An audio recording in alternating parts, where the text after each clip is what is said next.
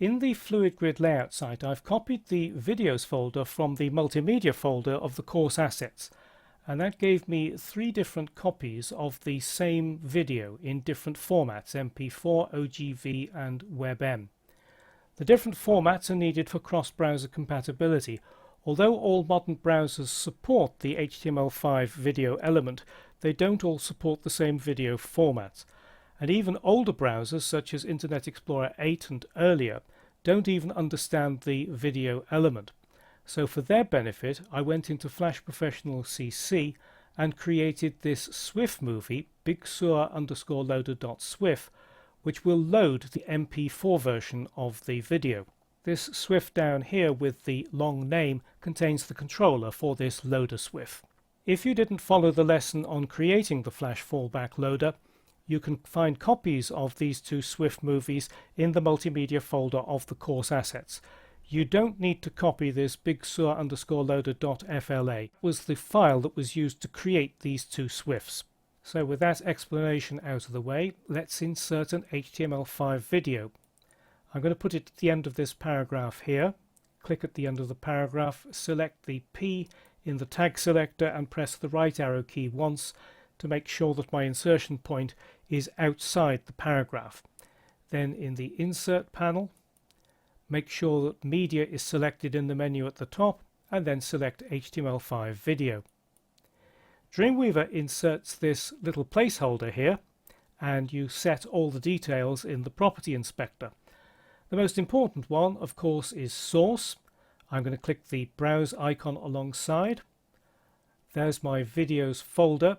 I'm going to select bigsur.mp4 and click OK. And Dreamweaver has recognized that the other 2 formats in there belong together, so it's populated the AltSource1 and AltSource2 fields.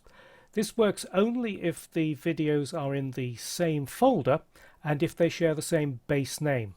Dreamweaver doesn't detect the width and height of a video. Normally you might want to enter the width and height in here, but I'm in a Fluid Grid layout, so I'm going to leave these empty so that the video will expand and contract with the size of the browser viewport. This poster field is for an image to be displayed before the video starts playing. That can be quite useful if your video begins with black or it's got a blank screen. Mine begins with real video, so it's not really necessary. But if you want to use a poster, of course it should be the same size and in the same aspect ratio as the video itself. Fullback text is for text to be displayed in older browsers that don't support the video element. But I've got Flash Fallback, so I'm going to click this Browse icon, and then I need to go to the Videos folder, and it's this one here, bigsur_loader.swift, that I need to select. You don't need to select this one for the skin. That will be loaded automatically by the other Swift, so just click OK. Let's look at the other options at the bottom left. The Controls checkbox is selected by default. That ensures that the default controls of the browser for start, stop and maybe also for controlling the volume are displayed. If you select Loop, the video plays endlessly. If you select Autoplay, it plays automatically as soon as the page is loaded, and if you select Muted, it cuts the sound. A technique that's sometimes used by advertising videos is to set both autoplay and muted. That means that the video starts playing as soon as the page is loaded, but there's no sound. And the theory, at least, is that's less annoying than having a video that plays with loud sound.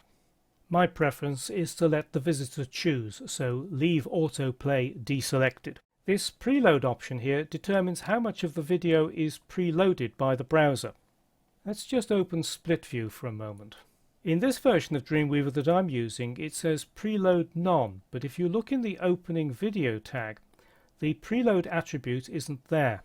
So this gives the rather misleading impression that preload will be set to none. In fact, to set preload to none, you need to select one of the other options first, either auto or metadata, and then change it to none.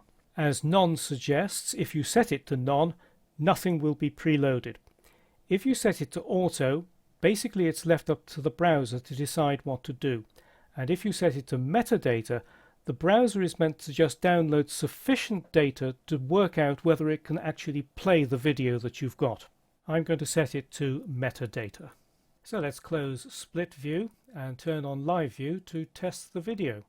It's loaded in Live View. There are the controls, and it plays just beautifully.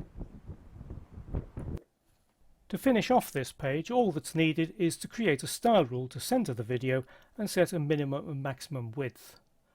But that's basically all you need to do to insert an HTML5 video.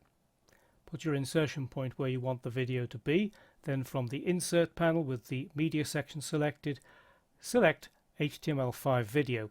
That inserts a small placeholder, and then you set all the details here in the Property Inspector.